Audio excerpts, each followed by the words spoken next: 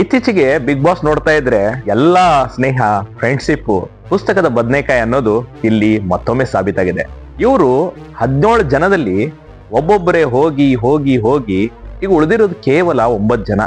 ಈ 9 ಜನ ಹೇಗೆ ಉಳ್ಕೊಂಡ್ರು, ಇವ್ರು ಯಾವ ರೀತಿ ಇಲ್ಲಿ ಬಿಗ್ ಬಾಸ್ ಆಟವನ್ನ ಆಡಿದ್ರು, ಈ ಎಲ್ಲವನ್ನ ನೋಡ್ತಾ ಹೋದ್ರೆ ನಿಜಕ್ಕೂ ಎಂತವ್ರಿಗೂ ಅಚ್ಚರಿ ಆಗೋದು ಅಂತೂ ನಿಜ. ಯಾಕೆ ಅಚ್ಚರಿ ಆಗತ್ತೆ?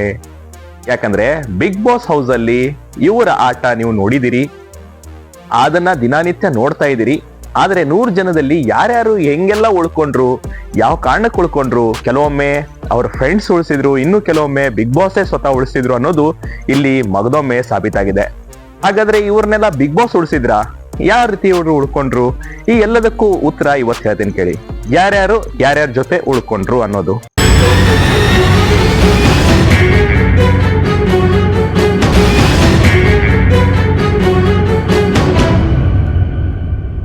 ಸ್ನೇಹಿತರೆ ನಮಸ್ಕಾರ, ನೀವೆಲ್ಲ ಹೇಗಿದ್ದೀರಿ? ಆರಾಮಾಗಿದ್ದೀರಿ ಅನ್ಕೊಂತೀನಿ. ನಾನು ನಿಮ್ಮ ಮಂಜುನಾಥ್ ಎಸ್ ಕದಂ. ನಾವು first starting Bigg Boss start ಆದಾಗ ನೋಡ್ತಾ ಇದ್ರೆ ಎಲ್ಲರೂ ಟಫ್ ಕಾಂಪಿಟೇಟರ್ ಅನಿಸ್ತಾ ಇತ್ತು. ಡಲ್ ಇದ್ದವ್ರೇನೋ ಬೇಗ ಬೇಗ ಹೋದ್ರು. ಆದ್ರೆ ನೀವು ಫಸ್ಟ್ ಬಂದಾಗ ನೋಡಿ, ಯಾರಿದ್ರು? ಜಗ್ಗಿ ಇದ್ರು, ಅಂದ್ರೆ ಲಾಯರ್ ಜಗದೀಶ್ ಇದ್ರು. ಲಾಯರ್ ಜಗದೀಶ್ ಇದ್ದಾಗ ಯಾವ ರೀತಿ ಇತ್ತು ಅಂದ್ರೆ, ಇವರೇ ಇನ್ನೇನು ಒಂದು ವಾರದಲ್ಲಿ ಕ್ರಶ್ ಆಫ್ ಕರ್ನಾಟಕ ಅಂದ್ರೆ ಯೋಚನೆ ಮಾಡಿ ಯಾವ ರೀತಿ ಅವ್ರು ಆಟ ಆಡಿರ್ಬೋದು, ಯಾವ ರೀತಿ ಅವರು ತನ್ನನ್ನು ತಾನು ಸಾಬೀತ್ ಮಾಡ್ಕೊಂಡಿರ್ಬೋದು ಅನ್ನೋದು.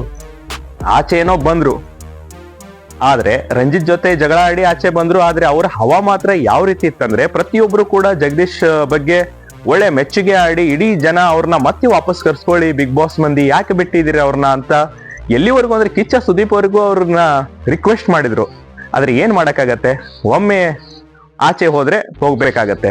ಅದೇ ರೀತಿ ಇನ್ನು ಇಲ್ಲಿ ಯಾರ್ಯಾರು ಉಳ್ಕೊಂಡ್ರು, ಯಾರ್ಯಾರ ಬೆಂಡ್ ಹತ್ಕೊಂಡ್ಬಂದು ಯಾರ್ಯಾರು ಅವ್ರಿಗೆ ಏನು ಒಂದು ರೀತಿಯ ಫುಟೇಜ್ ಕೊಟ್ರು, ಅವ್ರನ್ನ ಉಳಿಸೋಂತ ಪ್ರಯತ್ನ ನಡೀತು ಅನ್ನೋದನ್ನ ಇಲ್ಲಿ ನಾನು ಹೇಳಲೇಬೇಕಾಗತ್ತೆ ವೀಕ್ಷಕರೇ. ಹೌದು, ಯಾರ್ಯಾರು ಹೇಗೆಲ್ಲ ಉಳ್ಕೊಂಡ್ರು ಅನ್ನೋದು ನೀವು ಖಂಡಿತ ಇಲ್ಲಿ ನಾನು ಹೇಳ್ತೀನಿ ಕೇಳಿ. ಫಸ್ಟ್ ಆಫ್ ಆಲ್ ತಗೊಳ್ಳೋದಂತ್ರ ಫಸ್ಟ್ ಹೆಸರು ತಗೊಳ್ಳೋದು ವಿಕ್ರಮ್ ಮತ್ತು ಭವ್ಯ. ಹೌದು, ವಿಕ್ರಮನ ಬೆನ್ ಹತ್ಕೊಂಡ್ಬಂದು ಭವ್ಯ ಉಳ್ಕೊಂಡಿದ್ಲು ಅಂದ್ರೆ ನೀವು ನಂಬಲೇಬೇಕು. ವಿಕ್ರಮ್ ಜೊತೆ ಬೆನ್ ಹತ್ಕೊಂಡ್ಬಂದು ಭವ್ಯ ಉಳಿದ್ಲು. ಯಾಕಂದ್ರೆ ಭವ್ಯ ಜೊತೆ ವಿಕ್ರಮ್ ಪದೇ ಪದೇ ಇದ್ದೇ ಇದ್ರು. ಅದೇ ರೀತಿ ಅವ್ರ ಜೊತೆನೆ ಟಾಸ್ಕ್ಗಳು, ಅವ್ರ ಫ್ರೆಂಡ್ಶಿಪ್ಪು, ಇದೇ ರೀತಿ ಅವ್ರನ್ನ ಜನ ಪೇರ್ ಆದ್ರೆ ಜನ ಇಷ್ಟಪಡ್ತಾರೆ ಅನ್ನೋದು ಒಂದು ಮಾತಿದೆ. ಅದೇ ರೀತಿ ಕೂಡ ಅವರಿಬ್ರು ಪೇರ್ ಆಗಿ ಆಟ ಆಡ್ತಾ ಹೋದ್ರು. ಒಮ್ಮೆ ಜಗಳ, ಒಮ್ಮೆ ಮುನಿಸು, ಜೊತೆಗೆ ಒಮ್ಮೆ ಫ್ರೆಂಡ್ಶಿಪ್ಪು, ಇನ್ನೊಮ್ಮೆ ಎಮೋಷನಲ್. ಇವೆಲ್ಲ ನೋಡ್ತಾ ಇದ್ದವ್ರಿಗೆ ಭವ್ಯನೂ ಇಷ್ಟ ಆಗ್ತಾಳೆ, ಆ ಕಡೆ ವಿಕ್ರಮು ಇಷ್ಟ ಆಗ್ತಾರೆ. ಟಫ್ ಕಾಂಪಿಟೇಟರ್ ಇವರಿಬ್ಬರಲ್ಲಿ ಯಾರು ಅಂತ ನೋಡ್ತಾ ಹೋದ್ರೆ ಅದರಲ್ಲಿ ವಿಕ್ರಮ್ ಅನ್ನೋದು ಡೆಫಿನೆಟ್ಲಿ ಗೊತ್ತಾಗುತ್ತೆ. ಯಾಕಂದ್ರೆ ಲಾಸ್ಟ್ ಟೈಮ್ ಕಿಚ್ಚ ಕೂಡ ಟಾಸ್ಕ್ ಕೊಟ್ಟಾಗ ಅವರು ಕೂಡ ಅವರೇ ಒಪ್ಕೊಂಡಿದ್ದಾರೆ ಎಲ್ಲರೂ ವಿಕ್ರಮು ಟಫ್ ಕಾಂಪಿಟೇಟರ್ ಅಂತ. ಸೊ ಅದಕ್ಕಾಗಿ ವಿಕ್ರಮ್ ಅವರ ಬೆನ್ನ ಎತ್ಕೊಂಡು ಬಂದು ಅವ್ರ ಜೊತೆ ಇದ್ದು ಭವ್ಯನ ಉಳಿಸಕ್ಕೆ, ಅವರಿಬ್ರನ್ನ ವೀಕ್ಷಕರು ಇಷ್ಟಪಡಕ್ಕೆ ಕಾರಣ ಆಗಿದ್ದು ವಿಕ್ರಮ್ ಅನ್ನೋದು ಇಲ್ಲಿ ಸ್ಪಷ್ಟವಾಗಿ ಹೇಳ್ಬೋದು. ಇನ್ನು ಗೌತಮಿ ಮತ್ತೆ ಮಂಜು, ಇಲ್ಲಿ ಮಂಜು ಸ್ಟ್ರಾಂಗ್, ಎಲ್ಲ ಎಂತದೇ ಆಟ ಕೊಡಿ ಎಲ್ಲದಕ್ಕೂ ಆಟ ಆಡ್ತಾರೆ. ಜಗಳ ಆಡ್ಬೇಕಾ? ಓಕೆ ಜಗಳ. ನಾಟಕ ಮಾಡ್ಬೇಕಾ? ಓಕೆ ನಾಟಕ. ಎಂತದೇ ಟಾಸ್ಕ್ ಕೊಡಿ, ನನ್ನ ಕಡೆಯಿಂದ ಆಗಲ್ಲ ಗುರು ಅನ್ನಲ್ಲ, ಖಂಡಿತ ಮಾಡ್ತೀನಿ, ಐ ವಿಲ್ ಅಂತ ಮುಂದೆ ನುಗ್ತಾರೆ. ಹೀಗಾಗಿ ಯಾರು ಮಂಜು ಅವರು ಆಟ ಚೆನ್ನಾಗಿ ಆಡ್ತಾ ಇದ್ದಾರೆ. ಇವ್ರ ಜೊತೆ ಉಳ್ಕೊಂಡವ್ರು ಯಾರು ಅಂದ್ರೆ ಗೌತಮಿ ಮುಂಚೆ ಬಂದಾಗ ತನ್ನ ಸಾಫ್ಟ್ ಗೇಮ್ ಅನ್ನ ಆಡ್ತಾ ಇದ್ರು. ಪಾಸಿಟಿವ್ ಅನ್ಕೊಂತಲೇ ಜನರ ಮನಸ್ಸು ಕೂಡ ಗೆದ್ದಿದ್ರು, ಈಗಲೂ ಗೆದ್ದಿದ್ದಾರೆ, ಇಲ್ಲ ಅಂತ ಹೇಳ್ತಾ ಇಲ್ಲ. ಆದ್ರೆ ಅವರು ಇಲ್ಲಿ ಬಿಗ್ ಬಾಸ್ ಮನೆಯಲ್ಲಿ ಉಳಿಯೋಕೆ ಕಾರಣವಾಗಿದ್ದು ಅಗೇನ್ ಮಂಜು ಅಂತ ಹೇಳ್ಬೋದು. ಯಾಕಂದ್ರೆ ಅಲ್ಲಿ ಮಂಜು ಮತ್ತೆ ಗೌತಮಿ ಪೇರ್ ಜನಕ್ಕೆ ಇಷ್ಟ ಆಗ್ತಾ ಹೋಯ್ತು. ಜೊತೆಗೆ ಕೆಲವೊಬ್ರು ಇವರ ಜೋಡಿ ಕಂಡು ಸ್ವಲ್ಪ ಊರ್ಕೊಂಡ್ರು, ಮತ್ತೆ ಆನಂತರ ಇರ್ಲಿ ಬಿಡು, ಈ ಎಲ್ಲಾ ಬಿಗ್ ಬಾಸ್ ಸೀಸನ್ ಅಲ್ಲಿ ಒಂದ್ ಜೋಡಿ ಇದ್ರೆ ಖಂಡಿತ ಅಲ್ಲಿ ಒಂದು ರೀತಿಯ ಮಜಾ ಇರುತ್ತೆ, ನೋಡಕ್ಕೂ ಇಷ್ಟ ಆಗತ್ತೆ ಜನರಿಗೆ ಅಂತ ಅನ್ಕೊಂಡ್ರು. ಸೊ ಅದೇ ರೀತಿ ಇಲ್ಲೂ ಕೂಡ ಆಯ್ತು. ಎಲ್ಲರೂ ಅದನ್ನ ಅನ್ಕೊಂಡು ಇವ್ರನ್ನೆಲ್ಲ ಬಿಟ್ರು. ಈಗ ಅವರು 100 ದಿನ ಗೆಲ್ಲೋಕೆ ಸಾಧ್ಯವಾಯ್ತು. ಇನ್ನು ನೆಕ್ಸ್ಟ್ ಅಚ್ಚರಿಯ ಜೋಡಿ ಯಾರು ಅಂದ್ರೆ ಧನ್ರಾಜು ಮತ್ತೆ ಹನುಮಂತ. ಇಲ್ಲಿ ಹನುಮಂತ ಮತ್ತೆ ಧನ್ರಾಜನ್ನ ನಾವು ಧನ್ರಾಜ್ ಫಸ್ಟ್ ಬಂದಾಗ ನಾವು ನೋಡಿದಾಗ ಏನಾಗಿತ್ತಂದ್ರೆ, ಇನ್ನೇನಪ್ಪ ಧನ್ರಾಜ್ ಇನ್ನೊಂದು 4 ವೀಕ್ ಅಷ್ಟೇ ಇರ್ತಾರೆ, ಆದ ನಂತರ ಹೋಗ್ಬಿಡ್ತಾರೇನೋ. ಯಾಕಂದ್ರೆ ಅವರು ಇದೇ ರೀತಿ ವೈರಲ್ ವಿಡಿಯೋಗಳನ್ನ ಮಾಡ್ತಾ ಜನರ ಜೊತೆ ಹತ್ರ ಆಗಿದ್ರು, ಸೋಷಿಯಲ್ ಮೀಡಿಯಾದಲ್ಲಿ ಹತ್ತಿರ ಆಗಿದ್ರು, ಅದ್ರ ಜೊತೆ ಕಲರ್ಸ್ ಕನ್ನಡದಲ್ಲಿ ಗುರುತಿಸ್ಕೊಂಡಿದ್ರು ಒಂದ್ ರೇಂಜ್ಗೆ. ಹೀಗಾಗಿ ಅವ್ರು ಬಿಗ್ ಬಾಸ್ ಮನೆಗೆ ಬಂದಾಗ ಜನ ಫಸ್ಟ್ ಏನ್ ಅನ್ಕೊಂಡ್ರು, ಶಶಿರ್ ಇವರೆಲ್ಲ ಇರ್ಬೇಕಾದ್ರೆ ಇನ್ನು ಧನರಾಜನ್ ಇರಲ್ಲ ಬಿಡು, 1 ವಾರ ಅಬ್ಬಬ್ಬ ಅಂದ್ರೆ ಇರ್ತಾರಂತ. ಆದ್ರೆ ನೋಡ್ತಾ ನೋಡ್ತಾ 100 ದಿನ ಪೂರೈಸ್ಬಿಟ್ರು. ಆದ್ರೆ ಧನರಾಜು ಅವ್ರು ಇಲ್ಲಿ ತನಕ 100 ದಿನ ಪೂರೈಸೋಕ್ ಕಾರಣವಾಗಿದ್ದು ಹನುಮಂತ ಅಂತ ಇಲ್ಲಿ ಪಕ್ಕ ನೆನಪಿಟ್ಕೋಬೇಕು. ಯಾಕಂದ್ರೆ ಹನುಮಂತ ಇಲ್ಲಿ ಬರ್ದೇ ಹೋಗಿದ್ರೆ ಧನರಾಜ್ ಯಾರ ಜೊತೆ ಇಷ್ಟು ಫ್ರೆಂಡ್ಶಿಪ್ ಮಾಡ್ತಿದ್ದಿಲ್ಲ ಅನ್ಸುತ್ತೆ. ಮಾಡಿದ್ರು ಕೂಡ ಅವರಲ್ಲಿ ಉಳಿಯೋಕ್ ಸಾಧ್ಯ ಆಗ್ತಾ ಇದ್ದಿದ್ದಿಲ್ಲ. ಅಲ್ಲಿ ಯಾವಾಗ ಹನುಮಂತ ಧನರಾಜ್ ಜೊತೆ ಮಿಂಗಲ್ ಆಗ್ತಾರೆ, ಧನರಾಜು ಮತ್ತೆ ಹನುಮಂತ ಅದು ಒಳ್ಳೆ ಫ್ರೆಂಡ್ಶಿಪ್ ಆಗತ್ತೆ, ಅವಾಗ ದೋಣಿಯನ್ನ ತೂಗ್ಸೋದಂತಾರಲ್ಲ, ಒಂದು ಬಿಗ್ ಬಾಸ್ ನೊಗವನ್ನ ಅವರು ನೂಗ್ತಾ ಸಾಗಿದ್ದಾರೆ. ಸೊ ಅದೇ ರೀತಿ ಅಲ್ಲಿ ಧನರಾಜ್ ಇರೋದಕ್ಕೆ ಕಾರಣವಾಗಿದ್ದು ಹನುಮಂತ.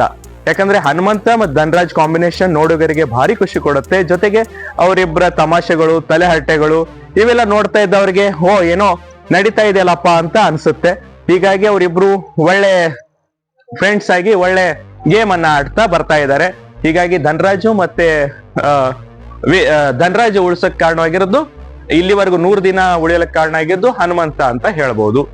ಇನ್ನು ಮೋಕ್ಷಿತ ಯಾವ ರೀತಿ ಉಳಿದ್ಲು ಅನ್ನೋದಕ್ಕೂ ಇಲ್ಲಿ ಕಾರಣವನ್ನ ನಾವು ಹುಡ್ಕೊಂತ ಹೋದ್ರೆ, ಮೋಕ್ಷಿತ ಕೆಲವೊಂದು ಟಾಸ್ಕ್ಗಳು, ಆನಂತರ ಅವ್ರ ಜೊತೆ ಫ್ರೆಂಡ್ಶಿಪ್ ಜೊತೆ ಇದ್ಲು, ಮಂಜು ಜೊತೆ ಸ್ವಲ್ಪ ದಿನ ಇದ್ಲು, ಆ ಗ್ರೂಪ್ ಅಲ್ಲಿ ಇದ್ಲು. ನೆಕ್ಸ್ಟ್ ಅಲ್ಲಿಂದ ಗ್ರೂಪ್ ಬಿಟ್ಟು ತಾನೇ ಸ್ವತಃ ಆಡಕ್ ಸ್ಟಾರ್ಟ್ ಮಾಡಿದ್ಲು. ಇದರ ಜೊತೆ ಅಲ್ಲಿ ಮೋಕ್ಷಿತ ಮತ್ತೆ ಐಶ್ವರ್ಯ ಜೊತೆ ಒಳ್ಳೆ ಫ್ರೆಂಡ್ಶಿಪ್ ಆಗಿತ್ತು. ಆದ್ರೆ ಕಾರಣಾಂತರಗಳಿಂದ ಮೋಕ್ಷಿತನ ಜನ ಇಷ್ಟಪಟ್ರು. ಯಾಕಂದ್ರೆ ಅವಳು ಸ್ಟೇಟ್ ಫಾರ್ವರ್ಡ್, ಏನಿದ್ರು ಕೂಡ ನಾನು ನೇರವಾಗಿ ಆಟ ಆಡ್ತೀನಿ, ಯಾರದೇ ಇದಕ್ಕೆ ಮೋಸ ಮಾಡಿ ಅನ್ಯಾಯ ಮಾಡಿ ನಾನು ಆಟ ಆಡಲ್ಲ ಅಂದ್ಲು. ಹೀಗಾಗಿ ಅವಳನ್ನ ಜನ ಉಳಿಸಿದ್ರು ಅಂತ ಇಲ್ಲಿ ನಾವು ನೋಡಬಹುದು. ಜೊತೆಗೆ ಇಲ್ಲಿ ಇನ್ನೊಂದು ಕಾಂಬಿನೇಷನ್ ಬರೋದು ಯಾರ್ದಂದ್ರೆ ರಜತು ಮತ್ತೆ ಚೈತ್ರ. ಚೈತ್ರ ಉಳಿಯಕ್ಕೆ ಕಾರಣ ರಜತ್ ಉಳಿಯಕ್ಕೆ ಕಾರಣ ಚೈತ್ರ. ಯಾಕಂದ್ರೆ ರಜತ್ನ ಕಂಟೆಂಟ್ ಕೊಡ್ತಾ ಇರೋದೇ ಚೈತ್ರ ಸೈಲೆಂಟ್ ಆಗ್ಬಿಟ್ಲ ಅಂದ್ರೆ ರಜತ್ಗೆ ಕಂಟೆಂಟೇ ಇಲ್ಲ. ಯಾರ ಜೊತೆ ಜಗಳ ಆಡ್ತಾರೆ? ಯಾರ ಜೊತೆನೂ ಜಗಳ ಆಡಲ್ಲ. ಇನ್ನು ಏನೋ ಶೋಭಾ ಶೆಟ್ಟಿ ಇದ್ದಿದ್ರೆ ರಜತ್ಗೆ ಟಕ್ಕರ್ ಕೊಡ್ಬೋದಾಗಿತ್ತು ಅಂತ ಹೇಳ್ಬೋದು. ಆದ್ರೆ ಅಲ್ಲಿ ಲಾಯರ್ ಜಗದೀಶು ಇಲ್ಲ, ಶೋಭಾ ಶೆಟ್ಟಿನೂ ಕೂಡ ಇಲ್ಲ. ಹೀಗಾಗಿ ಅಲ್ಲಿ ಟಕ್ಕರ್ ಕೊಡೋರೆ ಅವ್ರಿಗೆ ಯಾರಿಲ್ಲ. ಅದಕ್ಕಾಗಿ ರಜತ್ ಫಸ್ಟ್ ಬಂದಾಗಿಂದ ಇಲ್ಲಿಂದ ಗ್ರೇಟ್ ಅಂತ ತೋರ್ಸ್ಕೊಳಕ್ಕೆ ಕಾರಣವಾಗಿರೋದು ಅಗೇನ್ ಚೈತ್ರ ಕುಂದಾಪುರ್ ಪ್ರತಿ ಸಲ ಜಗಳ ಆಡ್ತಾರೆ, ಅವ್ರ ಜೊತೆ ಮಿಂಗಲ್ ಆಗ್ತಾರೆ, ಅವ್ರ ಜೊತೆ ತಲೆಹರಟೆ ಮಾಡ್ತಾರೆ. ಹೀಗಾಗಿ ರಜತ್ಗೆ ಒಳ್ಳೆ ಕಂಟೆಂಟ್ ಕೊಡ್ತಾ ಇರೋದು ಈ ಚೈತ್ರ ಕುಂದಾಪುರ್. ಹೀಗಾಗಿ ಅಲ್ಲಿ ನೋಡೋರಿಗೆ ಚೈತ್ರ ಮತ್ತೆ ರಜತ್ ಜಗಳ ಇಷ್ಟ ಆಗ್ತಾ ಹೋಯ್ತು. ಹೀಗೆ ಇಬ್ಬರ ಜಗಳ ನೋಡ್ತಾ ಹೋದವ್ರಿಗೆ ಓಕೆ ಆಟ ಆಡೋಣ ಅಂತ ಅವ್ರನ್ನ ಆಟ ಆಡಕ್ ಬಿಡೋಣ ಅನ್ನೋ ರೇಂಜಿಗೆ ಬಂದ್ಬಿಟ್ರು.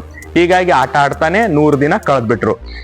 ಇನ್ನೇನು ಅವ್ರು ಹೋಗ್ತಾರೆ ಬಿಗ್ ಬಾಸ್ ಮನೆಯಿಂದ ಅಂತ ಹೇಳ್ಬೇಕಾದ್ರೆ, ಅದರಲ್ಲಿ ಬಿಗ್ ಬಾಸೇ ಕೆಲವೊಂದು ವಾರಗಳಲ್ಲಿ ಇನ್ನೇನು ನಾಮಿನೇಟ್ ಆಗಿರ್ತಾರೆ, ಇನ್ನೇನು ಈ ವಾರ ಹೋಗಿ ಬಿಡ್ತಾರಪ್ಪ, ಕಿಚ್ಚ ಯಾರ್ದೋ ಹೆಸರು ತಗೊಂತಾರೆ ಅನ್ನೋದಕ್ಕೆ ಏನು ನಾಮಿನೇಷನ್ ಪ್ರಕ್ರಿಯೆ ಮಾಡಿರೋದೇ ಇಲ್ಲ, ಬಿಟ್ಟಿರ್ತಾರೆ. ಹೀಗಾಗಿ ಇವೆಲ್ಲ ಕೆಲವೊಂದು ಈ ಆಂಗಲ್ಗಳನ್ನ ನೋಡ್ತಾ ಹೋದ್ರೆ ಇವರು ಖಂಡಿತ ಹೀಗಾಗಿ 100 ದಿನ ಕಳೆದ್ರು.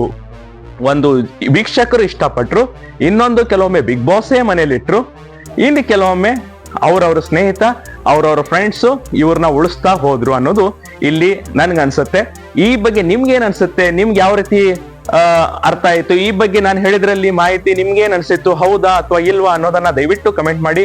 ಯಾರೆಲ್ಲ ನಮ್ಮ ಕದಂ ಫಸ್ಟ್ ಟೈಮ್ ನೋಡ್ತಾ ಇದ್ರು ಅವರು ದಯವಿಟ್ಟು ಸಬ್ಸ್ಕ್ರೈಬ್ ಮಾಡ್ಕೊಳ್ಳಿ, ನಮ್ಮ ಚಾನಲ್ ಅನ್ನ ಹಾರಿಸಿ. ನಿಮ್ಗೆ ಇಂಥದ್ದೇ ಬೇರೆ ಬೇರೆ ಮಾಹಿತಿಗಳನ್ನ ಕೊಡ್ತಾ ಇರ್ತೀನಿ, ಮತ್ತಷ್ಟು ಬೇರೆ ಬೇರೆ ವಿಷಯಗಳನ್ನ ಕೊಡ್ತಾ ಇರ್ತೀನಿ. ಅಲ್ಲಿವರೆಗೂ ನೋಡ್ತಾ ಇರಿ ಕದಂ ಫಸ್ಟ್ ನ್ಯೂಸ್. ನಮಸ್ಕಾರ.